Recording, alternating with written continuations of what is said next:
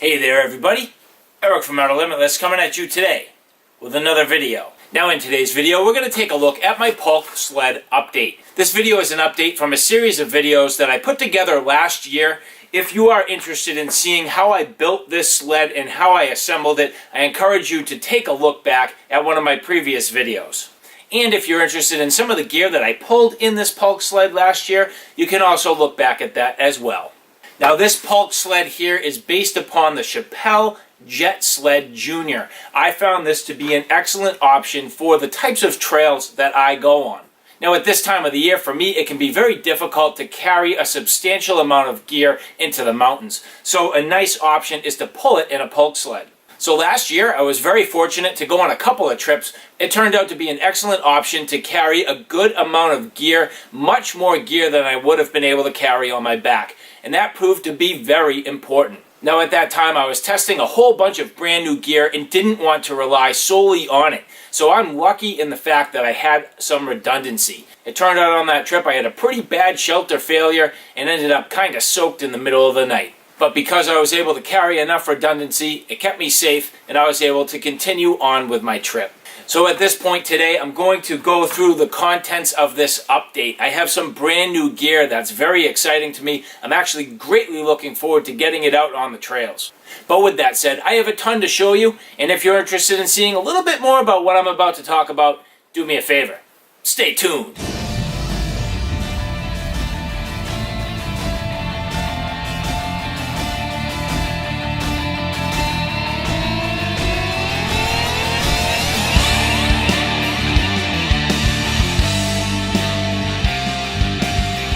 So again, as I mentioned, the base of this kit is this Shappel Jet Sled Jr. Again, being the overall perfect size for the given trails that I go on. So if you look at the width of this, it has worked out very well, where this fits nicely and sits down inside of pretty common trails. So for example, a lot of people that go snowshoeing or covered ground on cross-country skis, they leave a distinct trail. And also other sleds will also leave a distinct trail. And this Jet Sled Jr. seems to fit very nicely down inside. Now that's very important where it's not sitting sideways and kind of teetering on the edge of the track. This fits right down inside and is very easy to pull. And even at that, it's a generally pretty nice size. So not only is the base of this built around this Jet Sled Jr., but this water-resistant K-Cliffs duffel bag. So this duffel bag has been a great option. It's a nice large size, has kind of a rubberized interior that keeps the contents dry. I set this bag right down inside the sled, and that's the foundation for my entire kit. Now, I'm not going to get too much further into that. Today's video is really more about covering the contents of the kit and what I'm going to use while I'm out on the trails. Now, as I get into this, one thing that I want to note is when I'm in this scenario, because I'm pulling my gear, I carry more with me and pull more with me than I otherwise would if I was simply carrying it on my back. So I have a little bit of luxury built in here, so in the winter time with the cold and the snow and my need in the camping scenario to maintain a level of safety and comfort, having a little extra gear with me is definitely a plus. So one of the main things to talk about is my shelter system. So my shelter system is going to be made up primarily of KUIU Outdoors gear. So here you'll see the KUIU Duo. I have done a review on this. This is a beautiful sort of 3-season tent. Now I am using this in sort of the 4th season application, but there's a key component to this to help me do that. So paired up with this KUIU Duo, I also have the KUIU Cocoon. So this KUIU Cocoon is something that I am going to hopefully test out for the first time. This is an insulated system that goes inside the KUIU Duo to give me a good overall quilted and insulated interior. Now I've also covered a first impression review of this KUIU Cocoon. If you're interested in taking a look back at one of my prior videos. Now the only downfall to that KUIU Cocoon is that it does require a pump.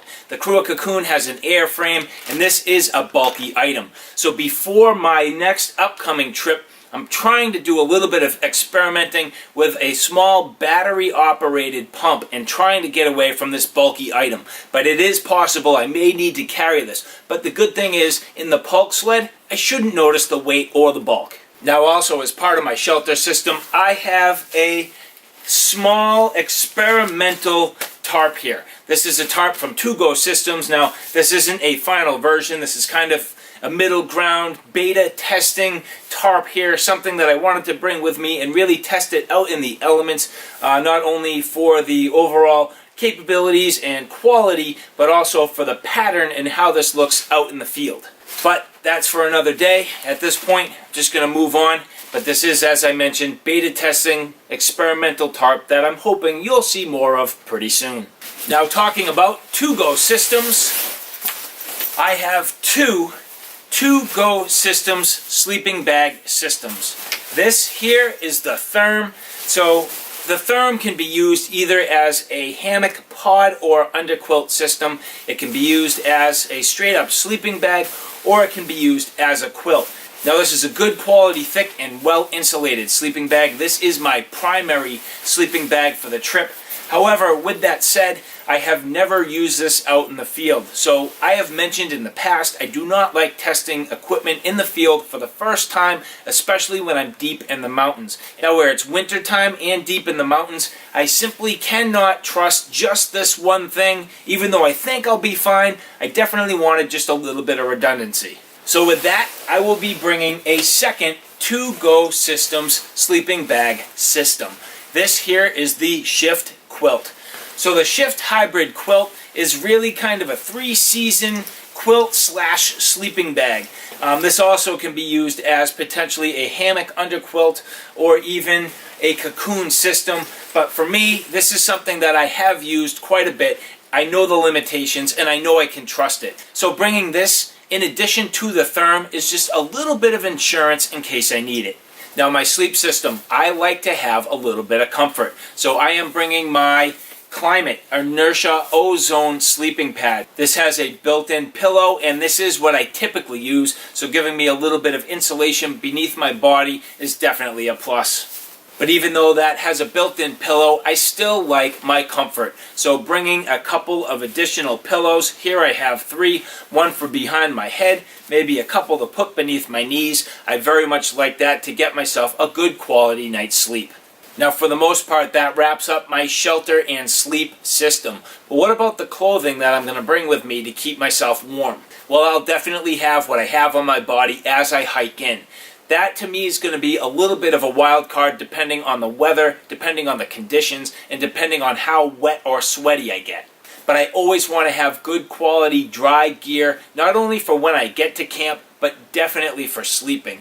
And with that, I like to bring down. So for me, my KUIU Super Down pants is definitely a little bit of insurance. Now, will I necessarily need these at night to sleep? Maybe not, but they're very lightweight, extremely packable, definitely keep me warm, and is something that in the wintertime is a must. And my Rab down jacket. This for me absolutely comes with me no matter what. In fact, this comes with me even if it's the middle of summer. Without a doubt, I will bring this jacket. It's been with me on most of my hikes. I trust it, it keeps me comfortable, and at the worst case scenario, I just make myself another pillow. Now, where I'm going, it's definitely going to be nasty.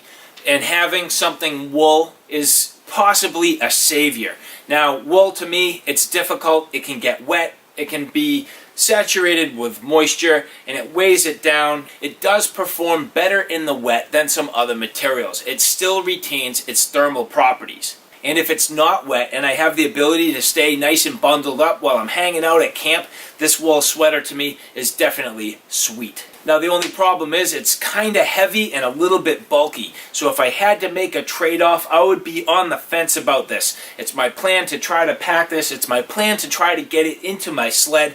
But this is an option where it's kind of going either way. If I can make it work, I'll definitely bring it. If not, well, it might not make it on the trip. Now, my snow pants. These are my Oakley snow pants. I like these very much. I've had them for a few seasons. They're very comfortable. I've had absolutely no problem. They keep me dry. The only question is, will I be wearing them on me while I hike in, or will I have them packed in my gear? I found that a lot of times, even regardless of the weather, even if it's super cold and blustery, with all the activity of hiking in, pulling the sled, the sweat factor, a lot of times I don't need these, but I'll definitely want them once I get to camp. When setting up camp, a lot of times you're kneeling down and digging in the snow and you're getting yourself all covered in snow, and you don't want to get cold and wet, especially when you're moving around and kind of warming up and potentially going to melt some of that snow, and even more so when you're just sitting around and hanging around at camp. So having a good pair of snow pants with some insulation is definitely a plus. Now, I try not to bring snow pants with too much insulation. I have the down pants. If I really needed to, I could wear those underneath these and really give me the insulation value. So I'd rather have sort of a shell on the outside with less insulation and bulk up underneath if I need it. Now, hiking into my destination, it's hard to say what I'm going to need on my feet.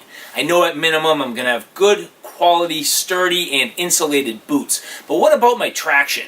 So here I have the Kahtoola micro spikes. I've grown to like these very much. I very much trust these. It's got me through some pretty dodgy situations. I can recommend these to everybody for a number of different reasons. Even if you're not going and hiking into the mountains, these are good traction for general winter use. But what if there's snow, deep snow, and I need to maintain my ability to get through the snow without sinking in too much? Now granted, I do have the Pulk Sled, and I should be pulling most of my weight versus carrying it on my back, but that does not necessarily mean the job will be easy. So with that said, here I have the MSR Lightning Ascent snowshoes. These to me are brand new. I have not used them yet, and I am absolutely itching to get these on the trail. Now, I believe these are considered to be the 25-inch model, but I did get the extensions to help me with a little more weight distribution. So in that regard, I could take these off if I wanted a little more maneuverability, or as I'm pulling the sled or have more weight on me,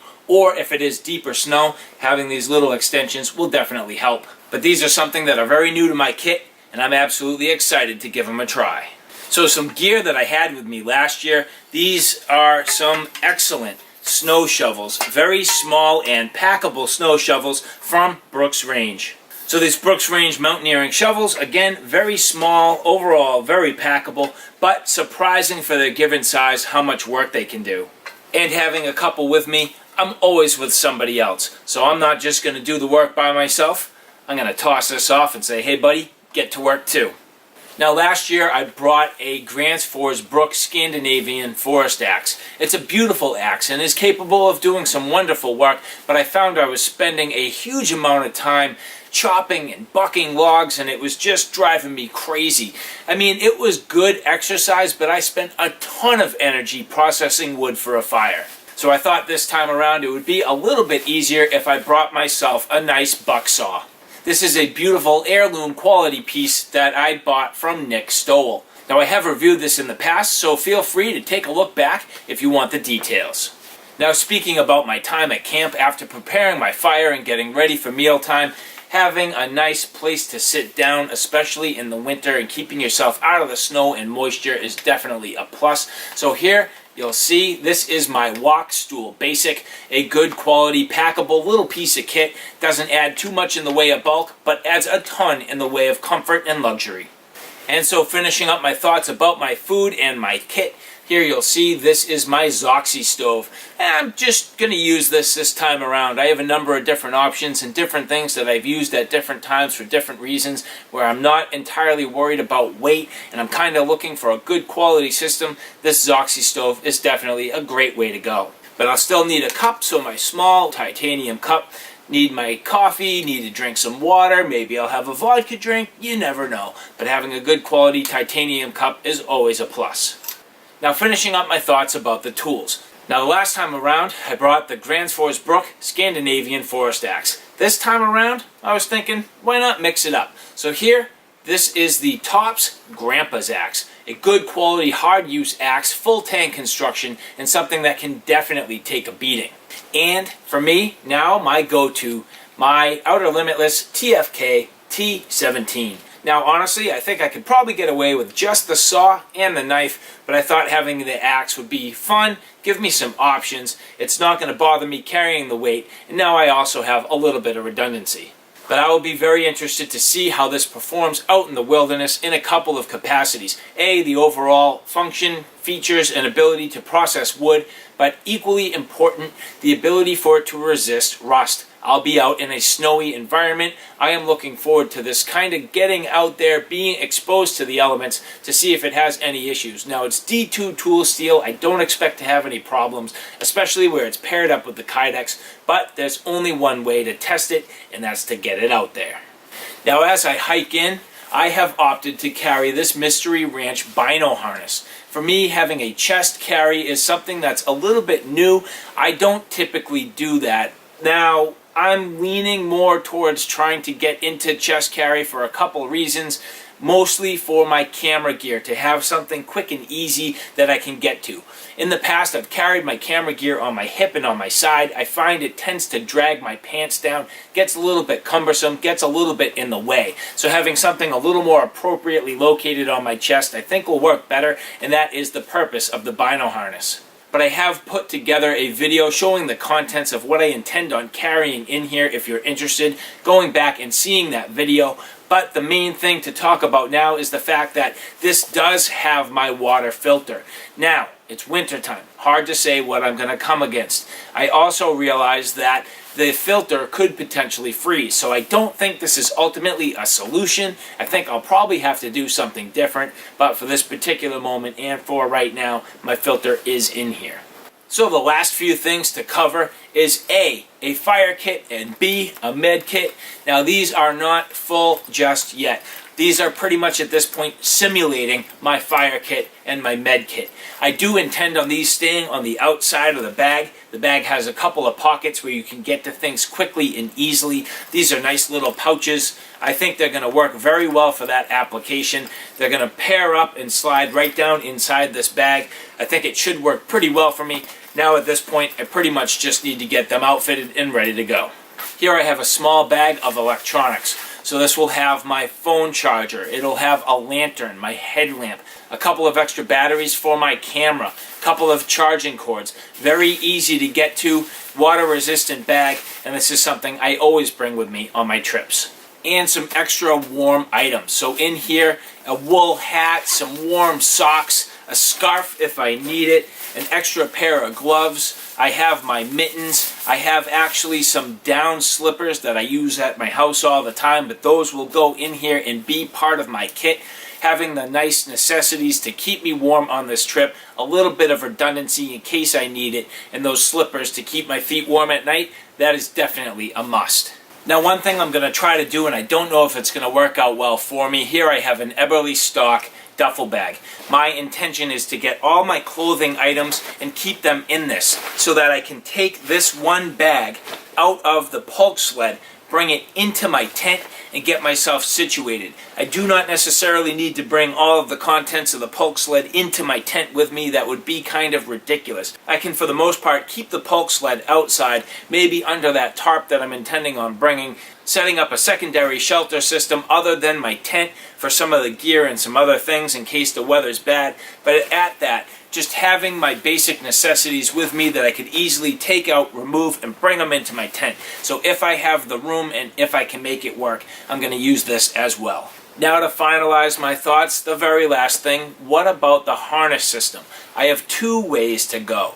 First is I think I may carry just a small backpack. Nothing too heavy duty, reasonably simple. Overall quality and durable and a good quality fit, but nothing overly sized. That's going to hold my food, my phone, and a couple of the bare necessities. But the harness system, instead of clipping to the bag, I found using one of these waist pads is perfect. So what I do is I carry this reverse. Basically, I will use this on my stomach. I will clip it in the back. That gives me a good quality padded surface to pull against. In the other direction here, if I had this clipped up, I would basically be pulling against the buckle. It doesn't work so well. It has an opportunity to loosen up, and who really wants to be pulling 80 pounds, dragging it through the snow against a plastic buckle? And the actual poles to the harness system, here's some PVC with some carabiners. I set this up. It has worked perfectly. No reason for me to change. Now I'm not too thrilled about the white. I would almost prefer if I went with gray PVC, but I can't really complain too much. This works plenty fine. Now I found as though my control was excellent. The overall ability to keep this connected and pull the load with ease, no problem at all. So in that regard, I find there's no reason to mess with my harness system. Now the very last piece to this is after all of that work, getting all the gear in here, getting it in the duffel bag and getting it into place. Essentially, at that point, I will lash all of this together. So using a rope and lashing it back and forth, crossing across the top of the bag, pulling it nice and tight, cinching it down, and giving me an overall quality and secure system. Now with that same rope, I leave a lead in the front so that if I need to, I can actually disconnect the harness, grab the rope, pull the sled across sketchy or dodgy areas. At times, depending on where you're going and what you're doing, you may not want this sled connected to you. So the ability to actually detach, grab the rope, and pull it in a safe manner, to me, that's very advantageous. So alright guys, there you have it, a look at my Pulk Sled gear update.